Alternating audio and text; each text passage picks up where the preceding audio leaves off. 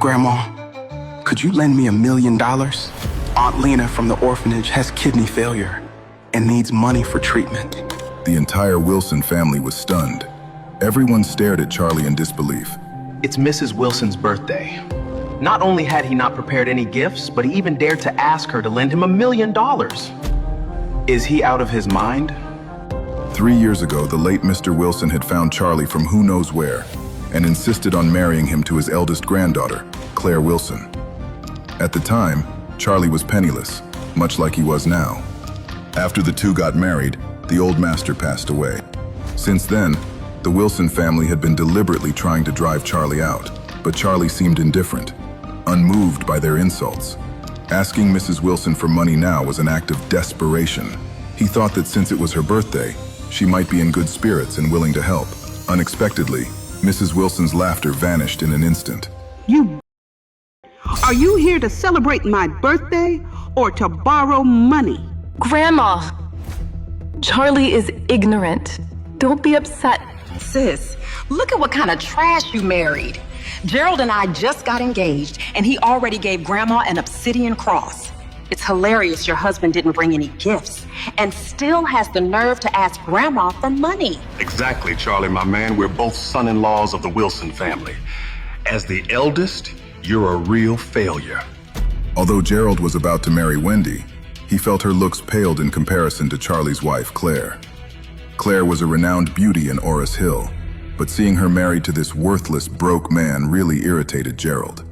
This kind of trash should be kicked out of our family as soon as possible. Yeah, he's completely ruined the Wilson reputation. I bet borrowing money is just an excuse. He really wants to purposely ruin Lady Wilson's birthday celebration. Charlie couldn't help clenching his fists as the entire Wilson clan targeted and insulted him. If not for his savior's medical expenses, he would have turned and left this gaudy, fake place.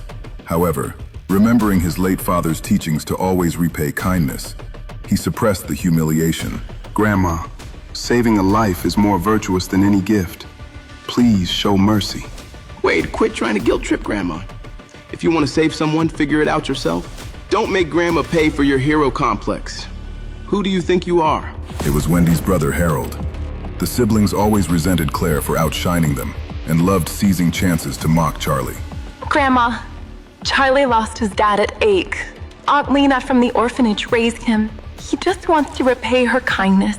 Please help him. Help him? Fine, but only if you divorce him and marry Mr. Jones. Do that, and I'll give him $1 million immediately. She was referring to Wendell Jones, who had been pursuing Clare.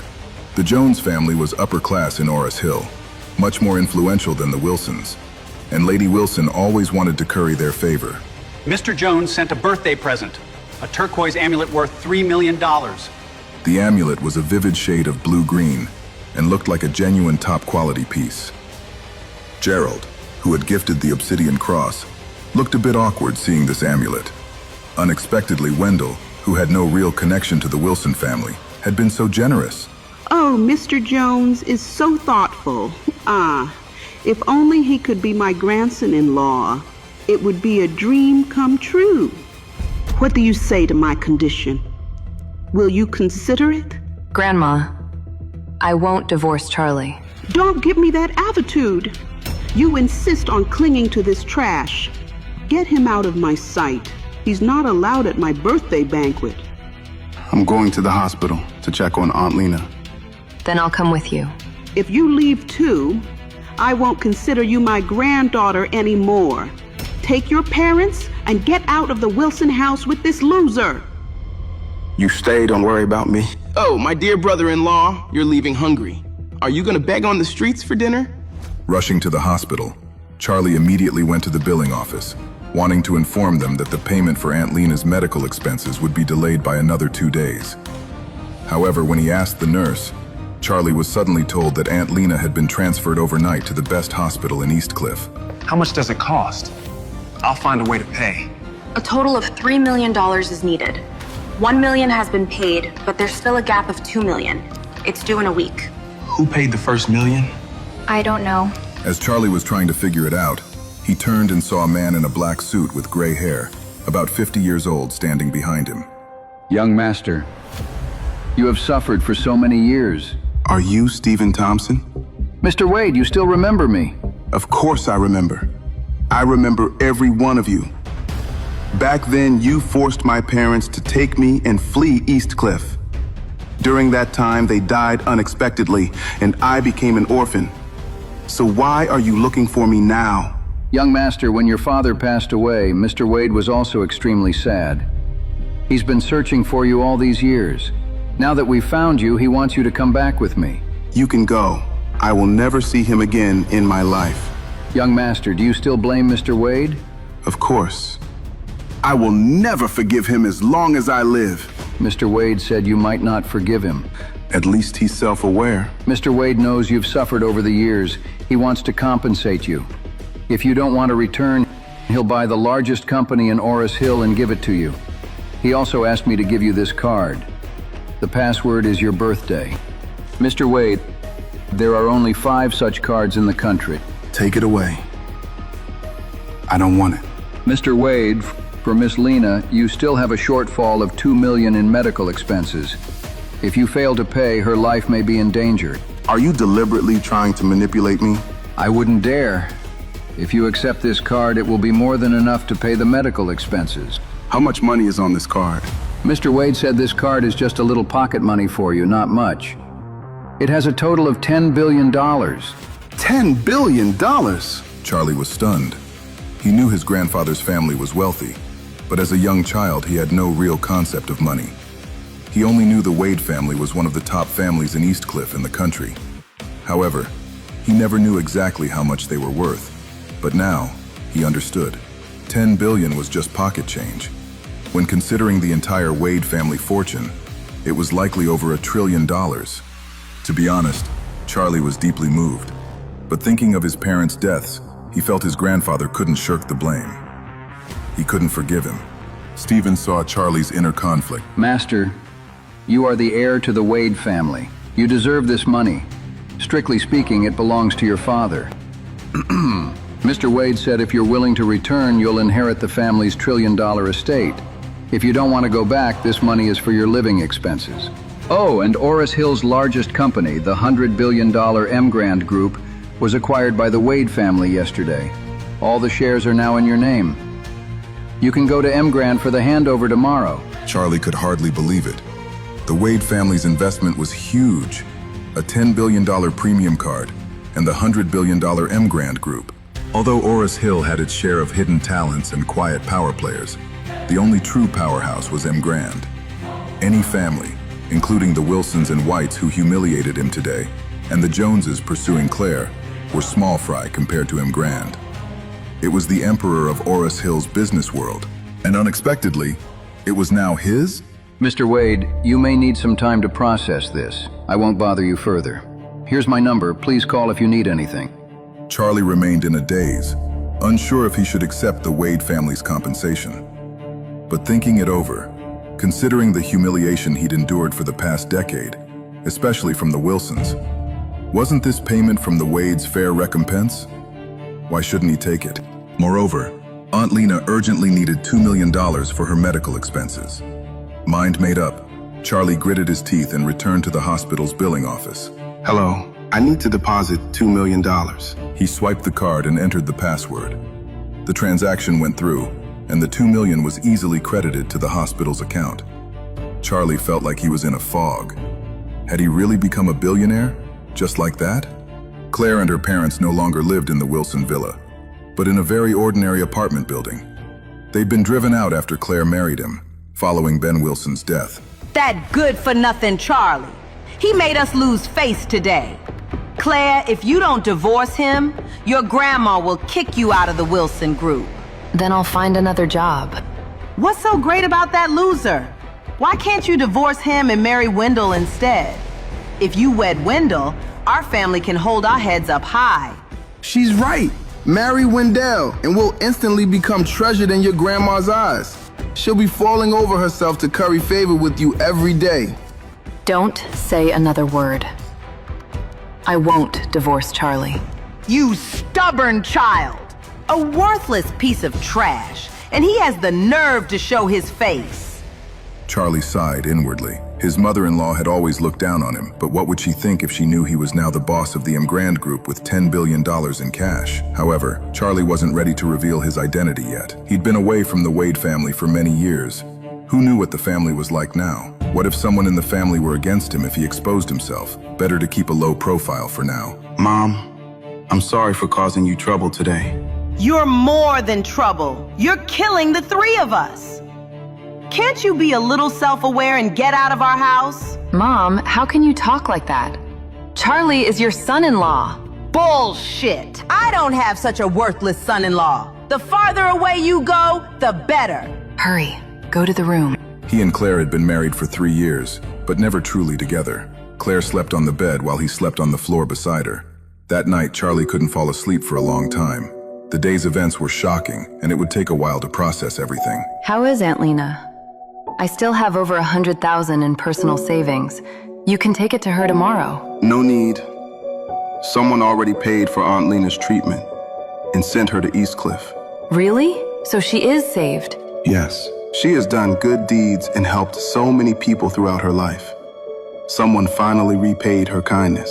That's good. You can breathe a sigh of relief. Yeah. I need to get some sleep.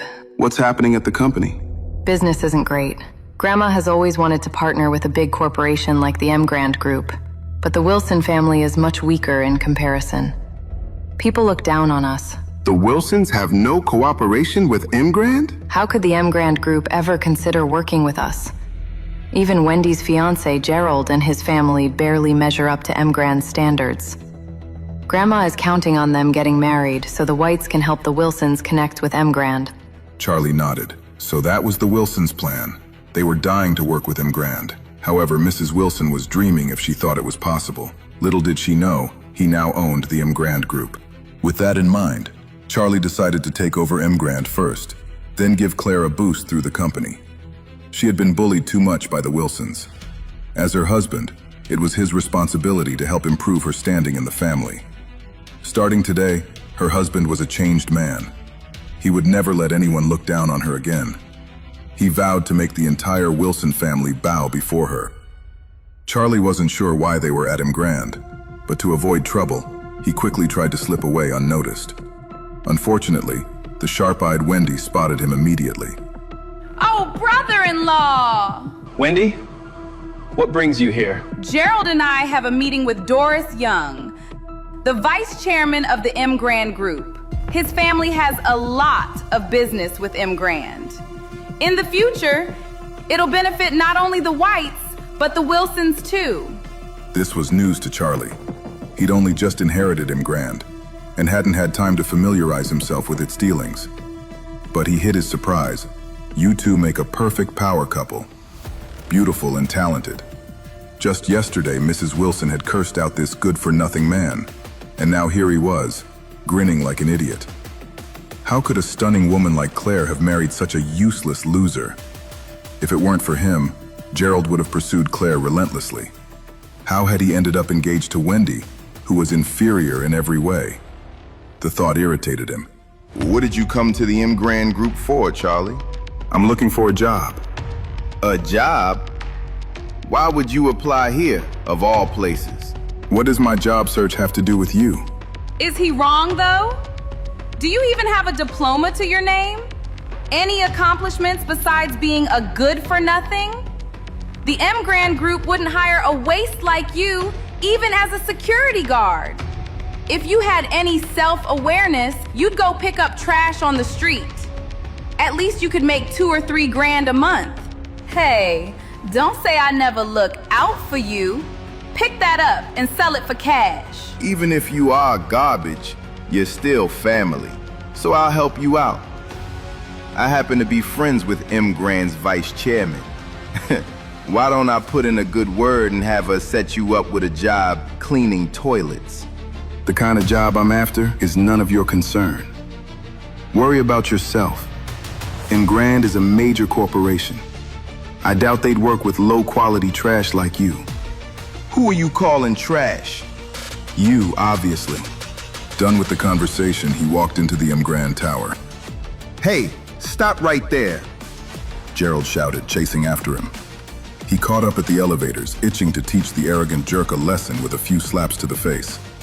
But seeing that they were already inside the company headquarters, Gerald worried that causing a scene would anger his business partners. He had to shelve his plan to put Charlie in his place, at least for now.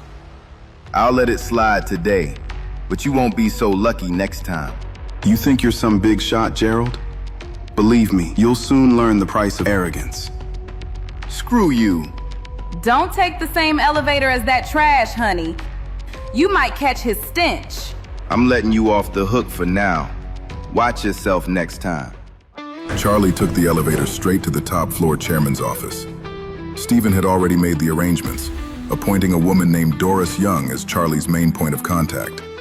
Doris was a well-known figure in Oris Hill, the city's most famous career woman.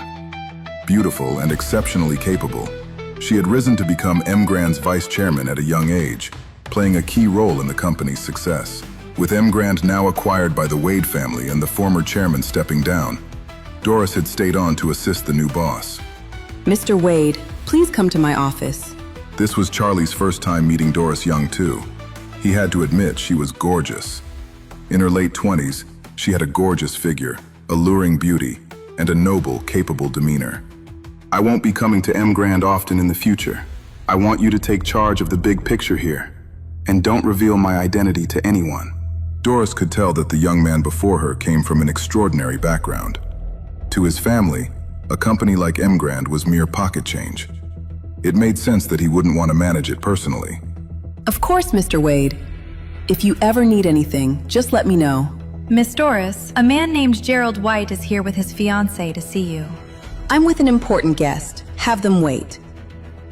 Do you know this Gerald? His family is one of our business partners. They rely heavily on us. They've visited several times, always saying they want to strengthen ties. From now on, M. Grand will have zero dealings with the White family. Suspend all current and upcoming collaborations. If they earn even a cent from us, you'll be packing your bags, Vice Chairman. Doris paled, realizing instantly that the Whites must have offended the young master somehow. Don't worry, Mr. Wade. I'll give the order right away to cut ties with them completely. Good. Tell them M. Grand doesn't work with low-quality trash. Then have security throw them out. Will Miss Doris have time to see us? I'm afraid not. Deputy Doris says M. Grand will not be cooperating with low-quality trash. Effective immediately, we're canceling all joint projects with your family. What did you say? Gerald was stunned. Why did that sound so familiar? Then it hit him. Charlie had said the exact same thing to him in the parking lot. What did Doris mean by this? Why would M. Grand suddenly cut ties with the White family? Gerald's brain couldn't process it. Terminate all cooperation? Just like that? Over half the White family's profits came through M. Grand. To know more, listen to the audio series, Born to Rule, only on the Pocket FM app. Install the Pocket FM app now within 1 minute to download 10 free episodes before the offer disappears.